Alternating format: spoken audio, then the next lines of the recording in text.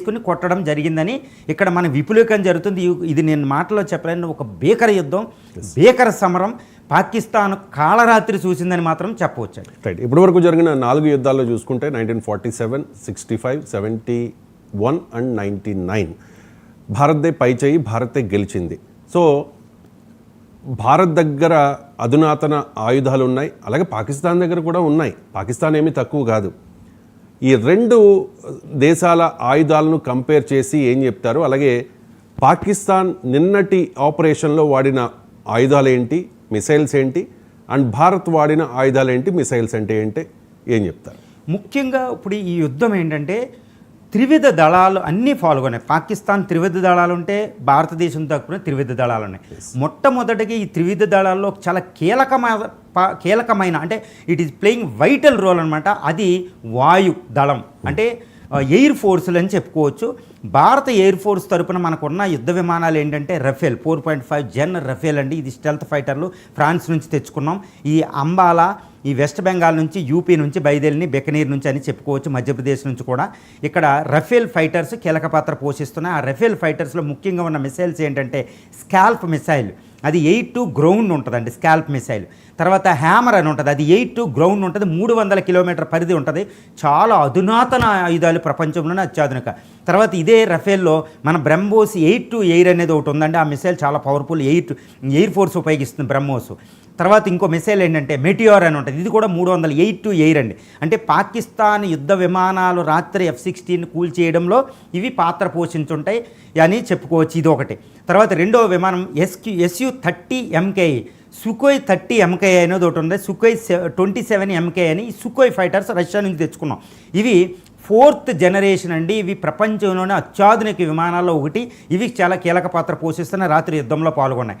తర్వాత యుద్ధ విమానాలు అంటే MiG-21 అంటారు, MiG-23, MiG-25, MiG-27. ఇవన్నీ ఒక సిరీస్, మిగ్ సిరీస్ అంటారు. ఇవి చాలా అనుభవంతో కూడినాయి అనమాట. హైలీ ఎక్స్పీరియన్స్డ్ యుద్ధ విమానాలండి.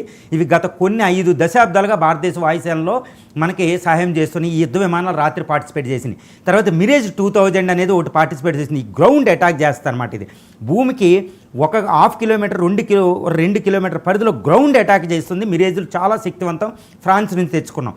తర్వాత మనమే స్వదేశంగా తయారు చేసుకున్న LCAలు కూడా రాత్రి కీలక పాత్ర పోషిస్తున్నాయని చెప్పుకోవచ్చు.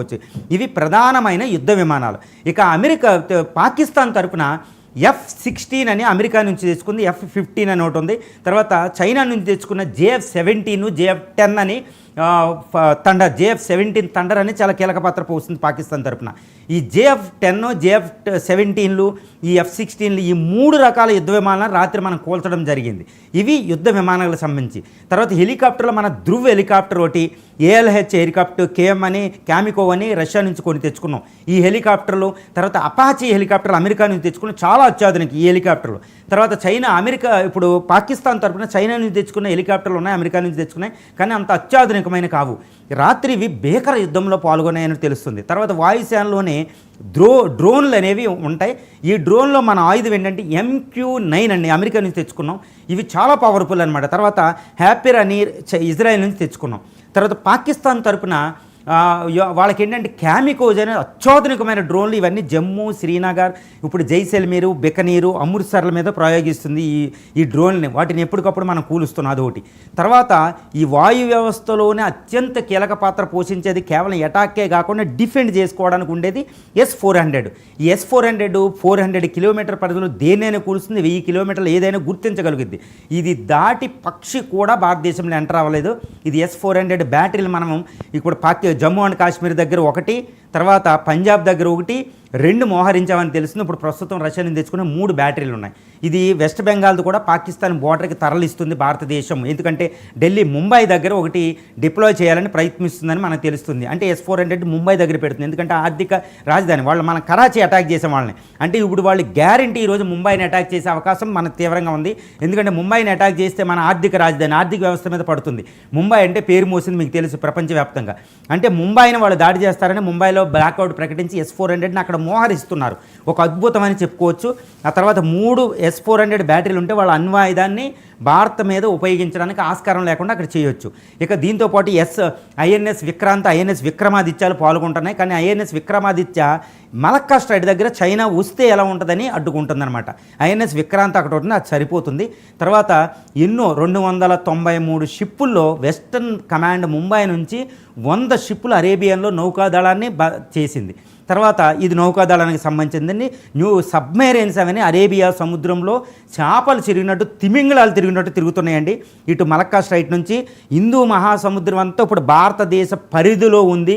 ఇది ప్రపంచానికి ఆందోళన కలిగించే విషయం. రష్యాకు వార్నింగ్ ఇస్తుందండి. న్యూక్లియర్ సబ్మెరైన్స్ అన్నీ కూడా INS దుర్గా, INS విక్రమాదిత్య, వీటితో పాటు INS అరిహంత్, INS ఇవన్నీ సింధుదుర్గ్ అని ఉంటాయి.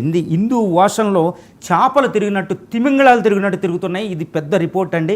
ఇది చైనాకి పెద్ద వార్నింగ్ అని కూడా చెప్పుకోవచ్చు. ఒరే పాకిస్తాన్ తరపున వెళ్ళొద్దని చెప్తున్నాం.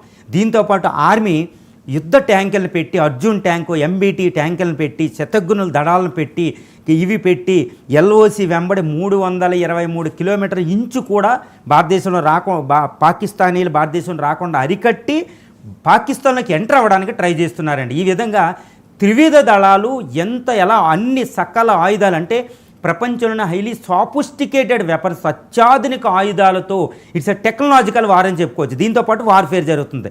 ఇన్ని రకాల ఆయుధాలని ఈరోజు ప్రపంచానికి భారత సత్తాని చాటుతూ భారత ఆయుధాలు ఉన్నాయి.